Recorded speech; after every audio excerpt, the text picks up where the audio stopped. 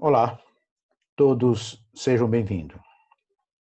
Neste comentário de número 46, no Evangelho segundo Mateus por Emmanuel, é um comentário que nos afigura uma situação um tanto diferente. Esse tema, a grande transição, tem um motivo particular. O versículo bíblico que Emmanuel comenta, Mateus 5:9, é o último comentário deste versículo.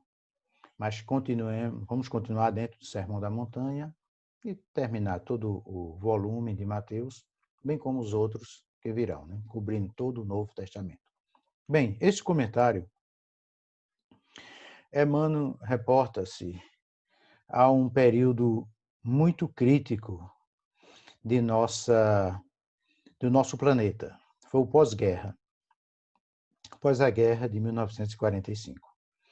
Esta psicografia está na revista Reformador, de janeiro de 1948.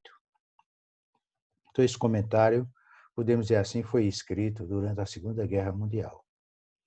E ele nos traz uma reflexão sobre o grave momento da história da humanidade. Muitos cediam ao desespero e ao pessimismo, mesmo no pós-guerra. Foi um período muito grave de nossa comunidade terrestre. Muito sofrimento, muitas terras devastadas. Podemos dizer que o Covid agora simboliza uma fração mínima de sofrimento do que simbolizou a Segunda Guerra Mundial. Então, Emmanuel ele estabelece um vínculo sobre aquela circunstância, o Evangelho, e mostra que em todas as épocas nós podemos encontrar conforto e segurança. Muito bem, vamos lá. Então começa assim o nosso querido Emmanuel. Multiplicam-se conferências, examinam-se acordos que garantam a concórdia na belicosa família planetária. Logo após essa época pós-guerra, a Europa, principalmente, estava completamente destruída. Não só a Europa, como o Japão,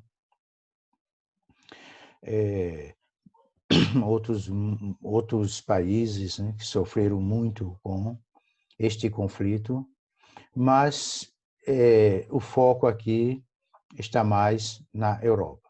Então, se multiplicavam muito tipo de conferências buscando acordo, mas o ódio, o desejo indiscriminado por se armar, os planos de dominação de uma nação sobre as outras, estava bem patente naquele momento.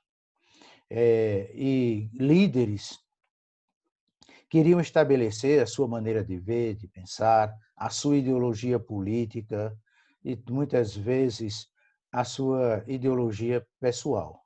Isso realmente estava trazendo conflitos imensos.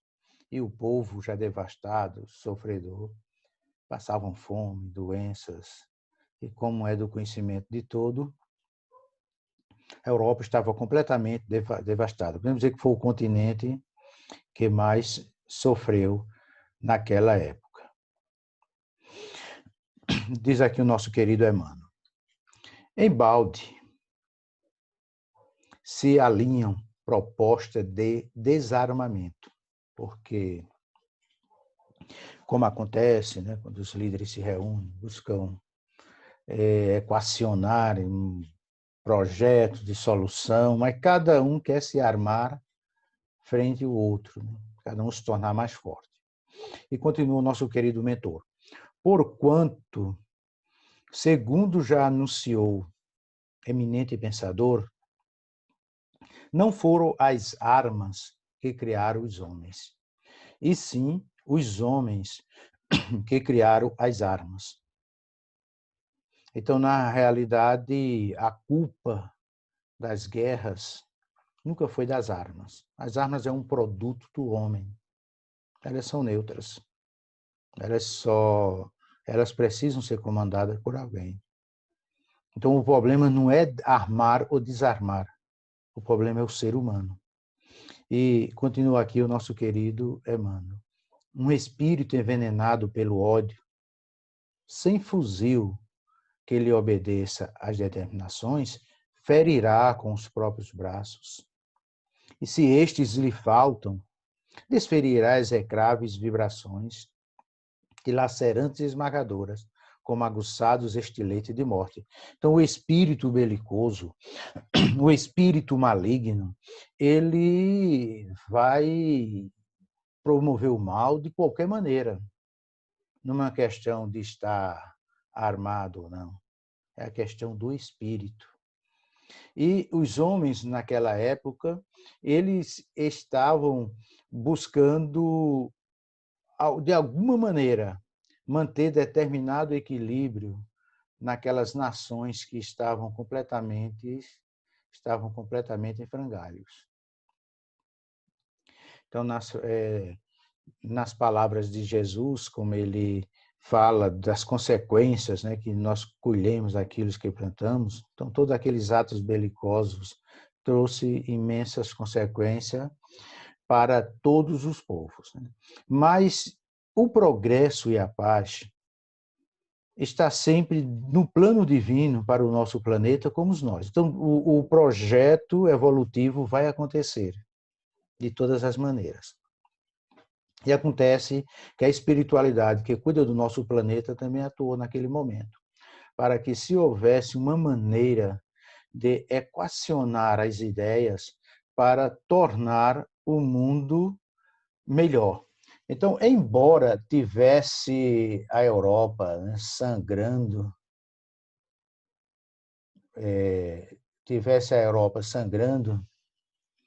e todo o continente europeu estava sem recursos, né? Eles estavam sem recursos para poder partir para um plano de restauração e de reconstrução, mas os impositivos da paz eram importantes. Então, guardando ainda a Europa, naquela época, a hegemonia na técnica industrial do mundo, era o continente mais industrializado, então ainda enfrentava os graves riscos das perturbações ao ritmo da política da comunidade internacional. Cada um que queria um pedaço, os blocos soviéticos, o bloco comandado pelos Estados Unidos, cada um queria pegar a sua parte. Então, não obstante esse dilúvio de sangue que cobriu o solo europeu, no dizer de Emmanuel, um solo generoso. Então, o tremendo sacrifício dos orçamentos, naquela época, ainda estava em favor dos programas rearmamentistas. Cada um que queria armar-se até os dentes. Né? Enquanto as multidões, naquele período de 1948, sofriam fome, as ameaças do inverno, faltavam praticamente tudo. Né? Então, eram muitas mortes prematuras, muitas doenças, enfrentava o velho continente. Então, acontece que os generais começaram a desenrolar mapas, fazer planos minuciosos, né? Fazendo alguns processos de trabalho, mas eles estavam esquecendo de um detalhe, e que nós esquecemos até hoje, que o que realmente vai mudar o mundo para melhor não são esses planos políticos voltados para ideologias e nações. Vai acontecer com a renovação do homem. Quando eu digo homem, no sentido genérico, é homem, mulher, população do planeta Terra. É quando cada um de nós nos tornarmos os pacificadores para sermos filhos de Deus. Melhorando o homem, melhora o mundo. O homem se tornando um pacificador em seu lar e na sua comunidade, ele estará pacificando o mundo. Então, o foco não estava em mudar o homem, era mudar o mundo. porque muitos, no momento ali, o que pensavam muitos líderes era escravizar os vencidos, tão somente.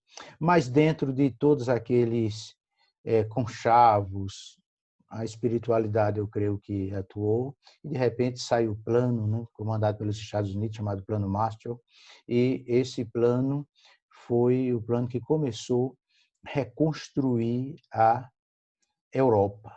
Né? Reconstruir a Europa. Emmanuel, neste comentário, ele nos diz o seguinte, que o homem cristianizado é a coluna viva da democracia futura. O homem, ele buscando esta harmonia com o divino, com o reino de Deus. Ele é diferente. Esse comentário de hoje é um pouquinho longo, porque na realidade é o mais longo comentário de Emmanuel. Então, nos diz aqui Emmanuel nesse comentário, né, advoga-se a igualdade das oportunidades como fórmula ideal de socialismo cristão para as democracias. Entretanto, partindo a premissa de pensadores evangélicos, urgem compreender que essa igualdade de recursos já foi estabelecida pelo governo divino do planeta, pelo governo de Jesus Cristo.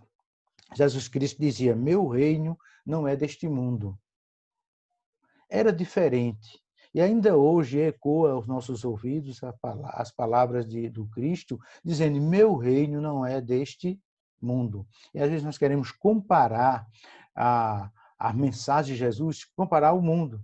Então, o socialismo cristão não foi ainda colocado em nenhuma nação do nosso planeta. Então fica a guerra entre capitalismo, socialismo, cada um buscando, e esquece de que isso acontece no ser humano. Evidentemente, nenhuma nação, como um conglomerado político, social, tem esse governo. Mas dentro de todas as nações já tem muitos moradores, já tem muitos cidadãos que vivem esta realidade. São aqueles que são mais espiritualizados. Eu acho que eu não estou falando os que pertencem a essa ou aquela religião, mas são aquelas que buscam a melhoria do ser humano através da ajuda ao próximo, através das ONGs que ajudam os próximos. Então, esse é o verdadeiro governo divino. Por exemplo, Fraternidade Sem Fronteiras.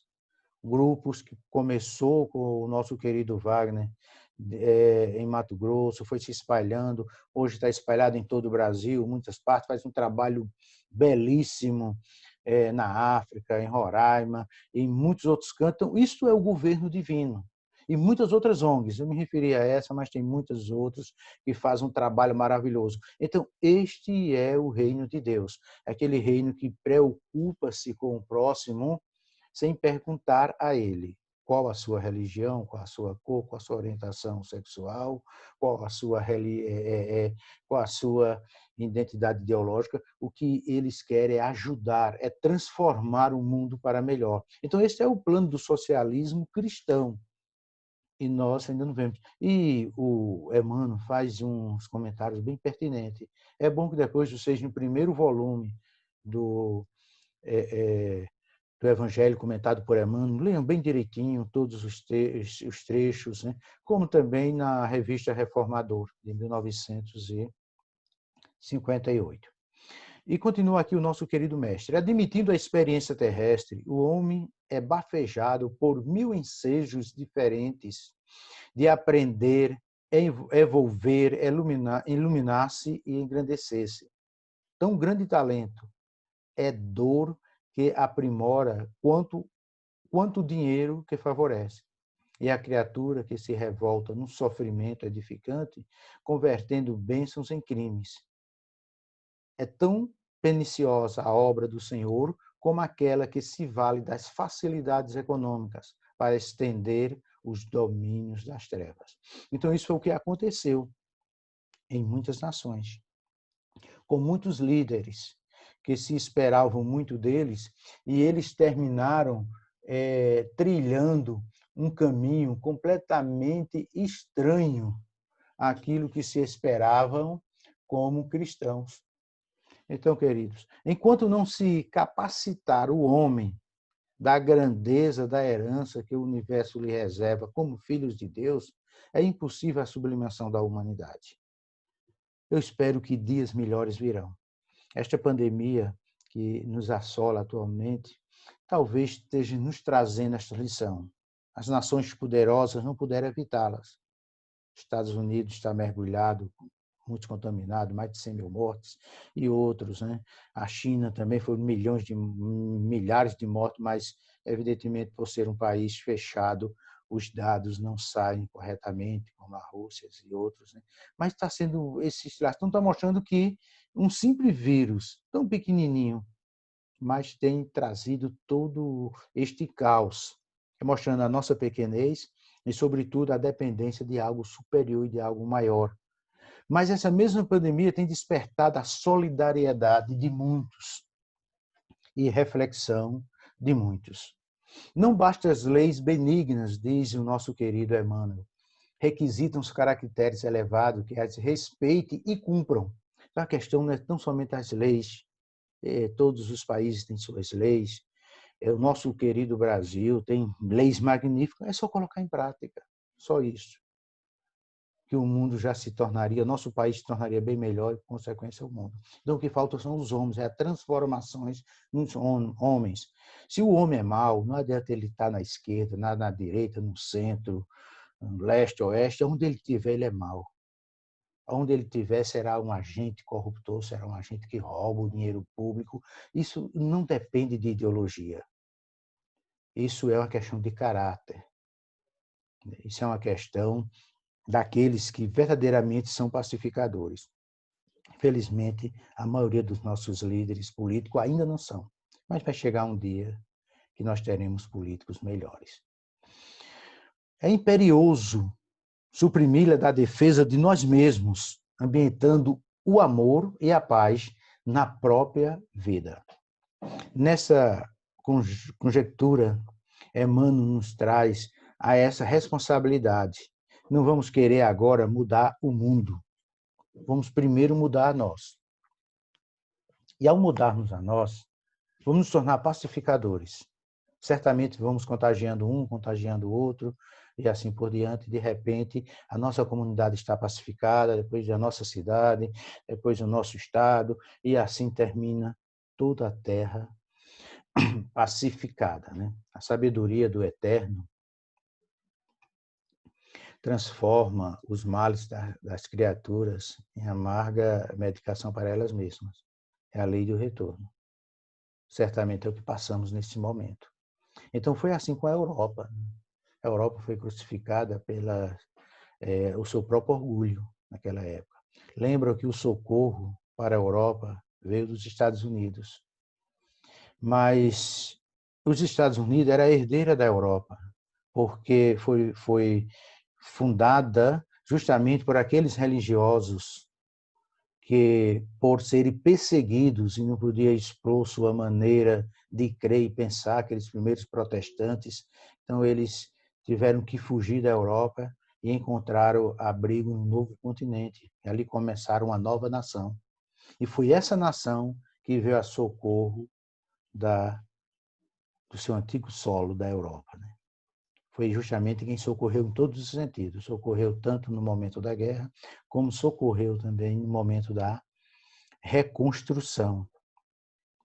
Nós precisamos aí entendermos que nós precisamos sempre estarmos preparados e buscarmos com muito amor enfrentarmos todos esses cataclismos que sempre irão acontecer, porque vivemos num mundo de prova e expiações. A face da superfície brilhante do oceano teórico, povoado de demonstrações negativas, espíritos satânicos, encarnados e desencarnados, prosseguirão assoprando o mal nos círculos da evolução terrena, derribando, compuscando, destruindo, né? Como diz lá no livro dos Espíritos, se os Espíritos influem em nossas vidas, é de muito mais do que imaginamos. Então, eles acontecem não é só na nossa vida individual, nossa vida coletiva, nos líderes, né? Sempre tem espíritos que estão influenciando para o mal né? Como também tem aqueles que influenciam para o bem. Então, é sempre bom estarmos orando pelos nossos governantes, nossos líderes, né? Não olhando tão somente essa questão de partidos, ideologia, mas pedindo a Deus que todos possam ser bem-sucedidos no sentido de trazer aquilo que é de melhor e ético e de moral para o nosso povo, né? Que Deus possa clarear estes nossos governantes. Das angústias coletivas, entretanto, surgirão claridades renovadoras. E isso aconteceu em todo o tempo da história e também agora. Esperamos que possamos, assim, termos uma mudança para melhor. E Emmanuel, nesse comentário, ainda nos diz o seguinte, tem essa expressão, grande América, herdeira da Europa, dadivosa e fragelada, não permitas que a chuva de sangue e lágrimas desabe em vão sobre as tuas sementeiras do cristianismo. E é isso mesmo que aconteceu, né? Nesse pós-guerra, os Estados Unidos praticamente liderou essa evangelização através das igrejas que partiram de lá, né? Muitas evangelizando quase o mundo inteiro, muitos missionários, né? Eu mesmo fui pastor de uma igreja durante 17 anos, né? Foi onde eu fiz meu curso de teologia, 4 anos, mais 17 anos, 21 anos dedicado, uma igreja de origem dos Estados Unidos. E eu percebia as missões, o amor dedicado em converter, e assim foram muitas. E esse foi um papel importante da grande América, trazendo, de qualquer maneira, iluminação para o mundo, através dos seus missionários, sendo espalhado por toda parte. É nesse momento que foi importante esta atitude americana para a reconstrução da Europa e de outros países. Nós vamos aqui nos determos nas questões capitalistas, de dominação e outra, que esse não é o comentário que Emmanuel faz, mas tão somente daquele momento específico, né?